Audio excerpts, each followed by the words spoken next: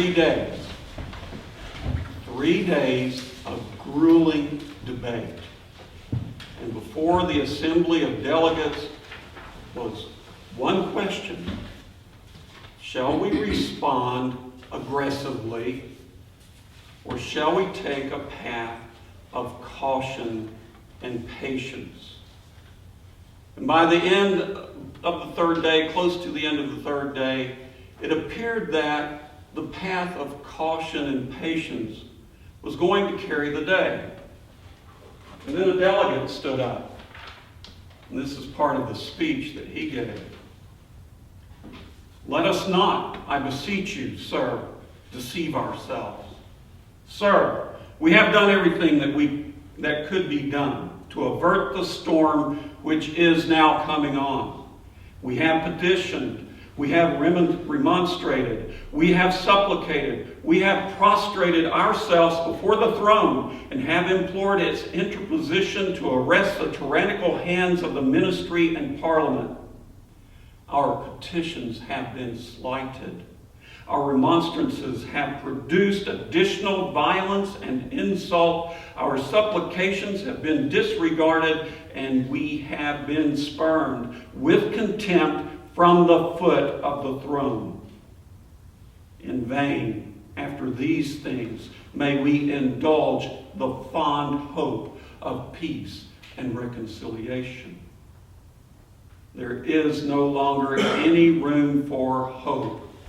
If we wish to be free, if we mean to preserve inviolate those inestimable privileges for which we have been so long contending, if we mean not basely to abandon the noble struggle in which we have been so long engaged, and which we have pledged ourselves never to abandon until the glorious object of our contest shall be obtained, we must fight.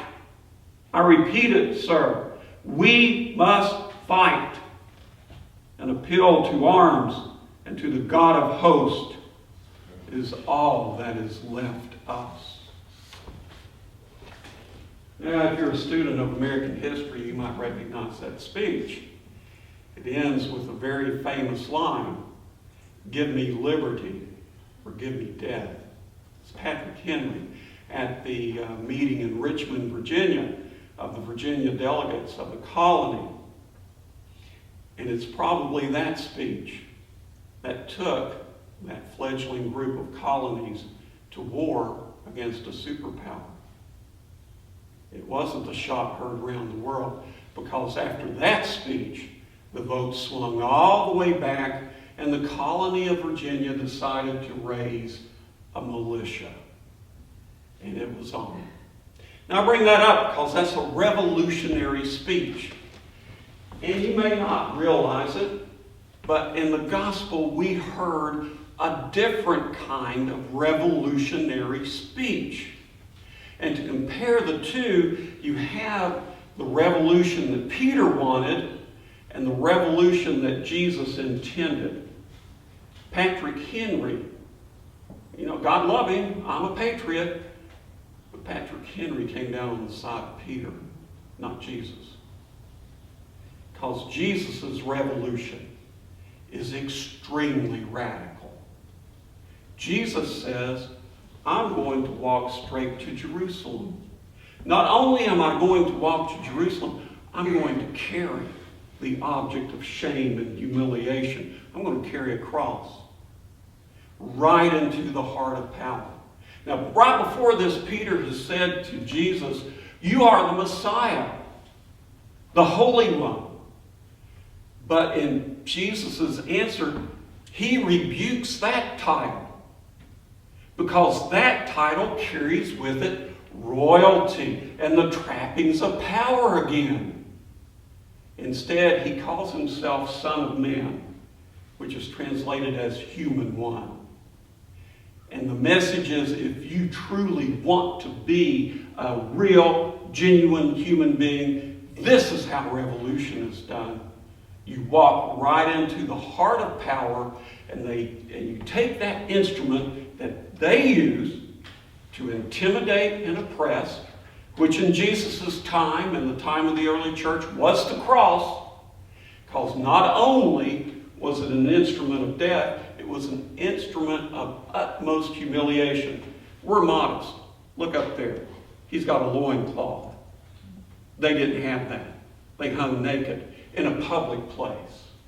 So you get extreme humiliation, agonizing torture, finally death. And this is the revolution that Jesus calls for. But think about it. Think about the power shift.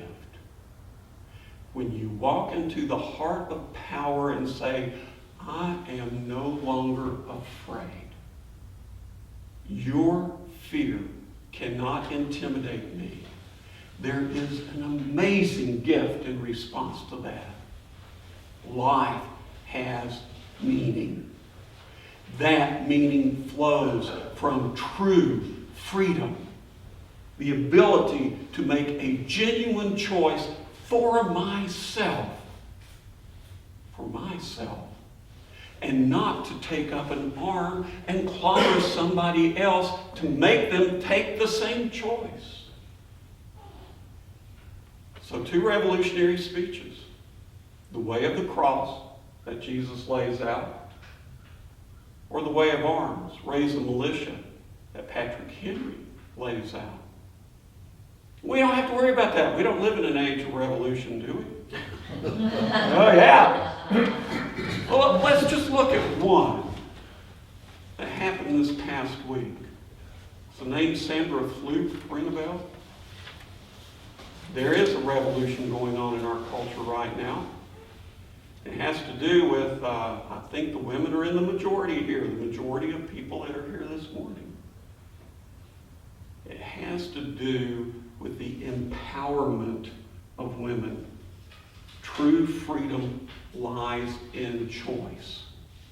Do women deserve the right to choose when to become pregnant? That's the debate.